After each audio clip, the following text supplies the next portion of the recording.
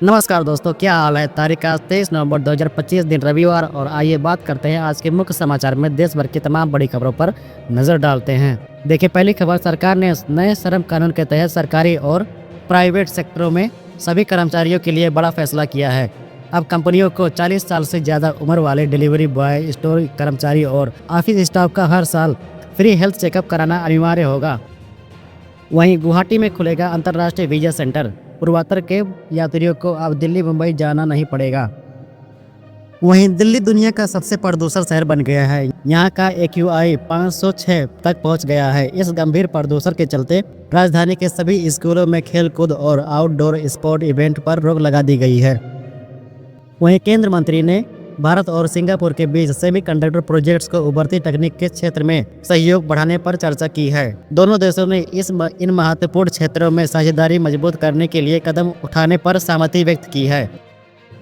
वहीं हमास जैसे हमलों की साजिश कर रहा था जैश कश्मीरी अस्पतालों में हथियारों का ठिकाना बनाने की तैयारी में थी। ये 1990 के बाद पहला ऐसा मामला रहा है जब आतंकियों ने स्वास्थ्य संस्थानों को अपना अड्डा बनाने का प्रयास किया।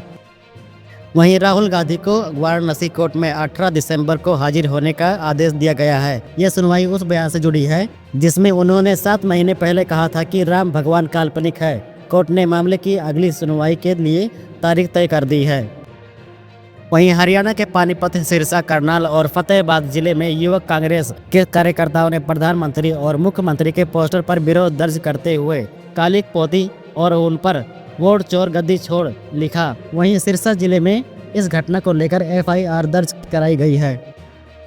वहीं देश में अब श्रम कानूनों में बड़ा बदलाव हुआ है। सरकार ने 4 नए लेबर कोड लागू कर दिया है। इन नए कानून के तहत मजदूरों को कई नई सुविधाएं और गारंटियां भी मिलेंगी। वहीं किसानों को भी बड़ी राहत मिली है। केंद्र सरकार ने MP फसल बीमा योजना में बदलाव करते हुए अब जंगली जानवरों और जल भैरवा से फसल को होने वाले नुकसान को भी कवर करने का ऐलान कर दिया है।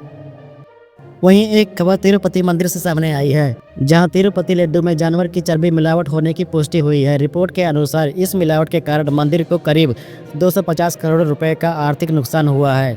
इस मामले में मुख्यमंत्री जगनमोहन रेड्डी और मंदिर कमेटी पर भी सवाल उठाया जा रहा है। जांच अधिकारी मामले की गंभीरता से पड़ताल कर रहे हैं और दोषियों के खिलाफ कड़ी कार्रवाई की संभावना भी जताई जा रही है। वहीं धर्म और संस्कृति के क्षेत्र में बड़ा कदम उठाया जा रहा है। हरिद्वार में 1000 करोड़ रुपए की लागत से विश्व सनातन महापीठ का निर्माण किया जाएगा। इस दौरान कथावाचक देवकीनंदन ठाकुर ने सनातन बोर्ड की मांग भी उठाई। ठाकुर ने कहा, जैसे वक्फ बोर्ड मौजूद है वैसे ही सनातन बोर्ड क्यों नहीं हो सकता।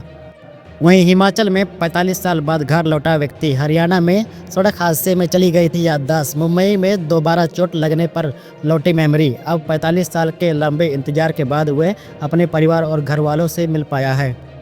वहीं दिल्ली के उपराज्यपाल VK सक्सेना ने लाल किले धमाके के बाद सुरक्षा कड़ी करने के निर्देश दिए हैं। ओमेनियम नाइट्रेट जैसी विस्फोटक सामग्री की खरीद बिक्री पर निगरानी और डिजिटल डेटाबेस तैयार करने को कहा गया है।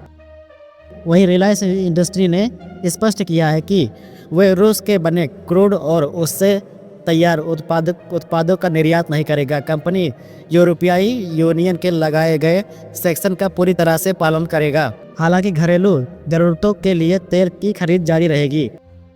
वहीं चीन जापान तनाव के बीच भारतीय समुद्र खाद्य सी फूड का मांग तेजी से बढ़ रहा है। अमेरिकी टैरिफ का सामना कर रहे भारतीय एक्सपोर्टर्स के शेयर बाजार में आज 10% तक की तेजी देखी गई है।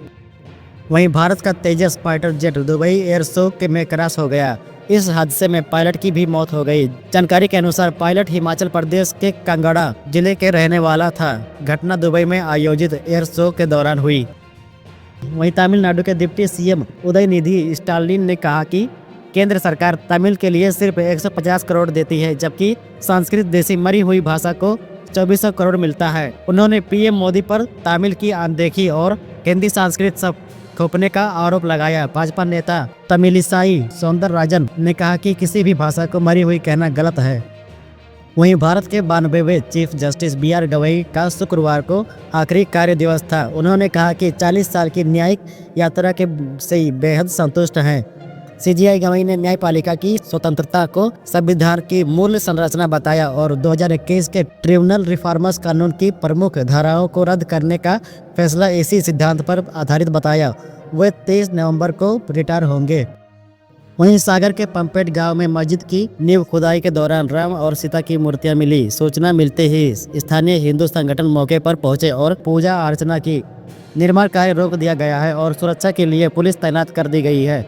मस्जिद प्रधान का कहना है कि मूर्तियां नहीं बल्कि चंदेली पत्थर मिली है। एसडीएम नवीन ठाकुर ने बताया कि पुरातत्व विभाग जांच करेगा और पुलिस अभिरक्षा में खासकर सत्यापन किया जाएगा। तो दोस्तों, ये थी आज की बड़ी खबरें। अगर आपको ये वीडियो पसंद आई हो तो लाइक और शेयर करना ना भूलें। सब्सक्राइब कीजिए हमारे चैनल को ताकि हर दिन की ताज़ा खबरें आप देख सकें।